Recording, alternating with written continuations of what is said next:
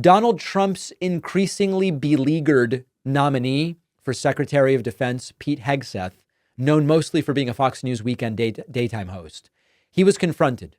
Did you sexually assault a woman? And his answer was not no. Do you need to know anything else? I'm not sure. Let's take a listen. This was broadcast live, or not live, or maybe it was live. This was broadcast yesterday on CNN.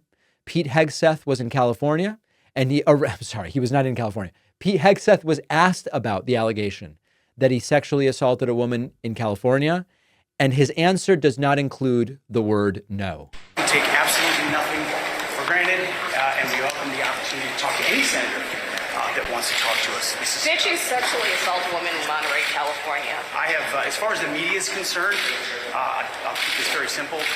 The matter was fully investigated, and I was completely cleared, and that's where I'm going to leave it. Thank you very much. Okay, so the answer, did you sexually assault a woman? Imagine that I was asked that. I would go, no, didn't sexually assault anyone. Now, he says a lot of different things. He says that it's a simple matter.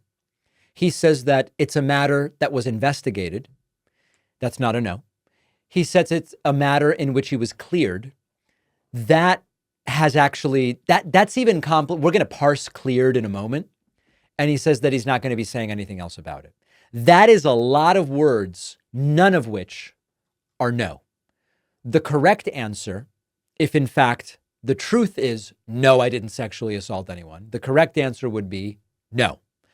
I was completely cleared, of course, raises questions about why did you pay her money?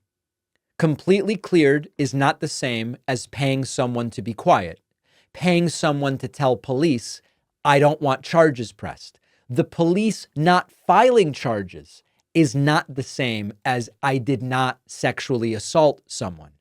All of these answers aren't no. And that's the one takeaway. Did you sexually assault a woman in Monterey, California? No. What would you think if I was asked the question, oh, David, you've been to Argentina. Did you sexually assault a woman in Argentina? If I were to say, listen, no charges have been brought against me. I don't really have anything to say about the matter. It's something for which I am not going to be charged. You would say, David, why the hell aren't you saying no? Why is your answer anything other than, no, I didn't sexually assault a woman in Argentina?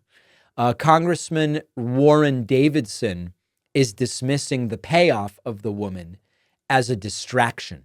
We're going to move on from that, right? Because I want to talk about Pete Hegseth, who you brought up. You are a veteran and a former Army Ranger. The allegations against Pete Hegseth are serious. Should those be discussed by the senators who would interview him during confirmation hearings? Well, the gossip's already going on, and people want to talk about everything but the right kind of leader to change the Department of Defense. And we need a strong and focused military. That's what Pete Hegseth's going to bring. And we need to not deal with these distractions. It's the same playbook as always: character assassination. Stuff that stayed idle for years is somehow magically regenerated and brought back to life to try to take down. And of course, that's one they love. They love going, nobody was talking about this stuff for years. The allegation is from years ago. And now it's sudden. Well, it's back up because we kind of assume that, let me take that. It's a little strong. We aren't shocked that the weekend daytime co-host on Fox and Friends once paid off a woman after being accused of sexual assault. It's kind of like, okay, yeah, it's not surprising news. If you're going to make him the Secretary of Defense, absent any qualifications for that office, of course it's being brought back up now. Now is when he's been nominated for something. That's not a defense. Nominees, Pete Hegseth needs to be our next Secretary of Defense, and he's going to do a great job. Okay. I hear what you're saying about, moral assassination. Just to be clear to our viewers, this was an allegation that police did investigate. Okay. So as we talked about on the bonus show yesterday, I don't even know that such allegations hurt you in MAGA world right now. Trump's got 50 allegations against him, and they made him president. Their reaction is exactly what Warren Davidson said many times, which is they do this to everybody. They did it to Kavanaugh. They're doing it to RFK. They're doing it to Matt Gaetz. They're accusing Linda McMahon of covering up or looking the other way about sexual abuse. And of course, they are doing means to suggest that these are fabricated allegations at the time of the nomination. But of course, we've known about all of these before. I remember years ago, March 2021 or something, being in Aruba, first trip during the COVID, after COVID vaccination, all that, and hearing about the Matt Gaetz allegations. It's coming back up because he's been nominated for something he's way in over his head about. That's why it's coming up now.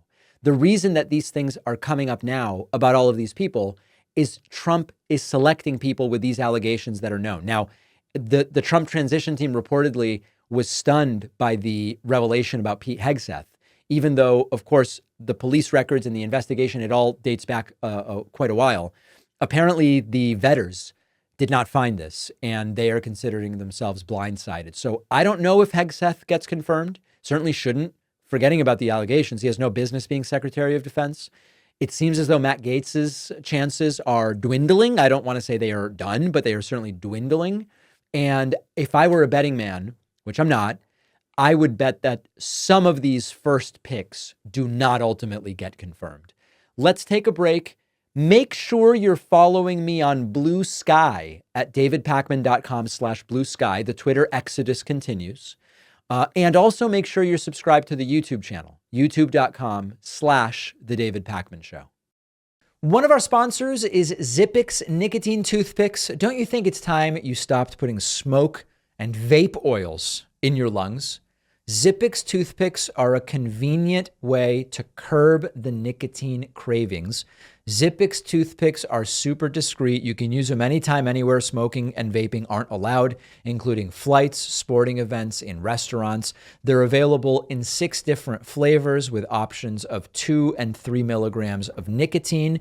If you're not a nicotine user, Zippix also offers caffeine and B12 infused toothpicks. Zippix has already helped tens of thousands of customers ditch the cigarettes, ditch the vapes.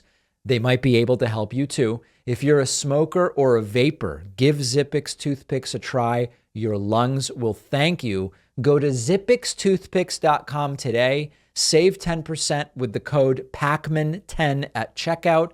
Just remember, you must be 21 or older to order. The link is down below.